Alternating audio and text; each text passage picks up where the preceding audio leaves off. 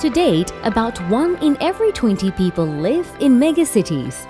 By 2025, this will increase to about 1 in every 13 people as globalization speeds up. Making the urban space a sustainable social space that everyone can enjoy has never been more important.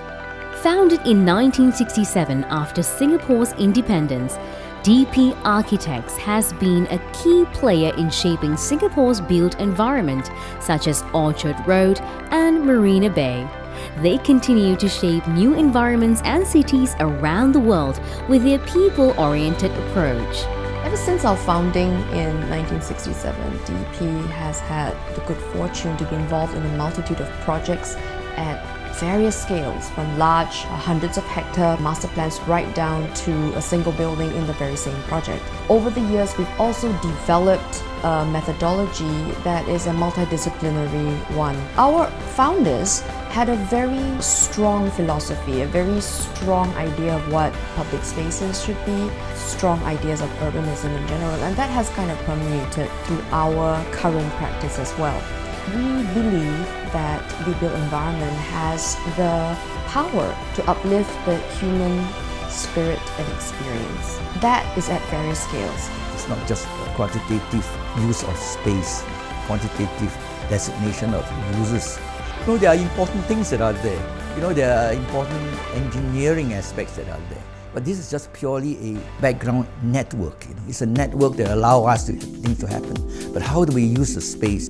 There are people who are intervention designers who are working on a much more intimate scale on how people behave and how they observe and how they can actually produce answers and solutions. And this part of prototyping towards improving our way of life.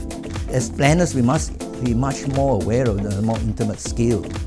With a history of planning projects in Singapore, DP brought their approach, which studies people, cultural norms and the environment, to developing countries such as China. The replanning of Nansing Tech Park East is one example. An inaccessible commercial zone that was previously a dead area after office hours, DP had the idea to transform the development into a vibrant one, which houses technology R&D centers, mixed-use and residential buildings, and financial and multimedia venues. We developed 3 key planning strategies in response. 1. Interactive and integrated mixed use. Promote the vitality of communities. 2.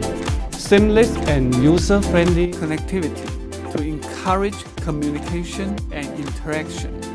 3.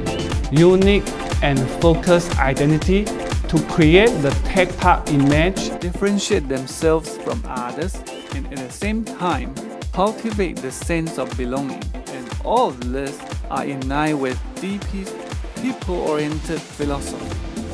The use of ESD at master planning stage can actually result in a lot of other good things that ultimately will benefit the occupants of the particular development. Things like improving air quality within the city itself, reducing carbon footprint, make the city more walkable. All these things can only be effectively done at the master planning stage. What is really unique about working in this company is that we try to answer these questions both from a macro scale and also at the scale of the place. For us, placemaking comes a top priority for us when we talk about public spaces. We are not just looking at the form of the public space, but we are also looking at what makes it vibrant and what kind of activities we want to bring in.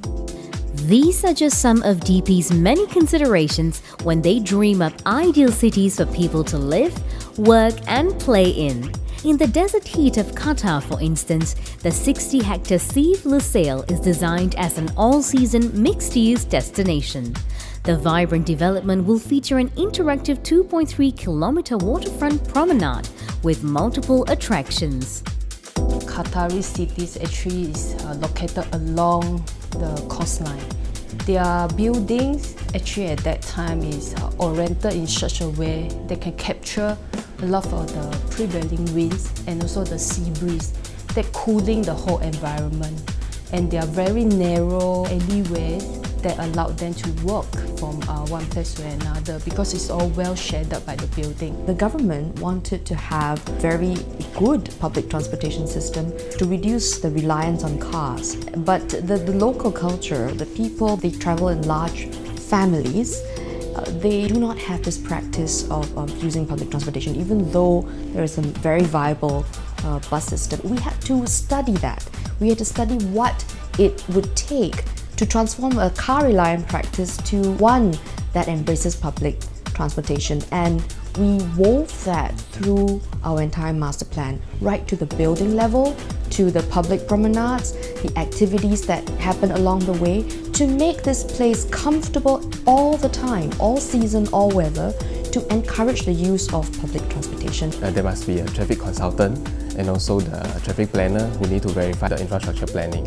They will look into the travel demands based on the development density and all those to make sure what we plan for is feasible to cater for the future development, like for the master plan of 15 or 20 years. Similarly, DP's concerns about livability and openness is what drove their vision of the Guangzhou Knowledge City Core Area in China for knowledge-based industries.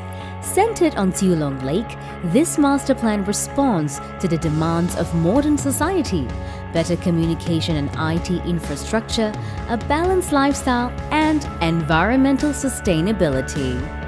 In fact, the entire master plan revolved around this lake, and we created a belt of activities that is centered to this core, that every person living in this master plan will be able to carry out their everyday life activity. On site, actually, we found some villages that have special characters. We have successfully converted all this original architecture and give them a new life.